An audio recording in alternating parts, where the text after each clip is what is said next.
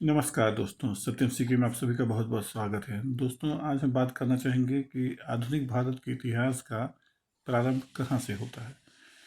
ये एक बहुत ही गूढ़ सा विषय है दोस्तों। अधिकतर इतिहासकारों का मानना है कि 1707 में औरंगजेब की मृत्यु के साथ ही भारत में आधुनिक भारत का इतिहास शुरू हुआ। और एक तर्क दिया जाता है कि 1757 के प्लासी के युद्ध के बाद से भारत में आधुनिक इतिहास का प्रारंभ माना जाता है। एक और चीज़ है कि 1853 में जब लॉर्ड डलहौजी ने पहली ट्रेन चलाई, तो वहाँ से भी आधुनिक भारत के इतिहास का प्रारंभ माना जाता है। तो अभी 1707 में औरंगजेब की मृत्यु, 1757 में प्लासी का युद्ध और उसके बाद से 1853 में ट्रेन चलने से भारत में आधुनिक इतिहास का प्रारंभ है। मुख्य रूप से ये जो तीन बिंदु है, इन्हीं के ऊपर केंद्रित रहता है आधुनिक भारत का इतिहास। और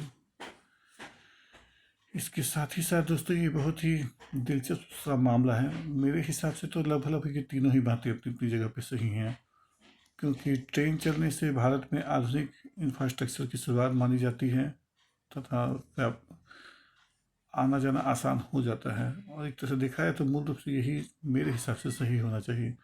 और औरंगजेब की मृत्यु के बाद से मुगल साम्राज्य का पतन होता है, मध्यकाल ढह जाता है, तो ये भी बात बिल्कुल ही सही है।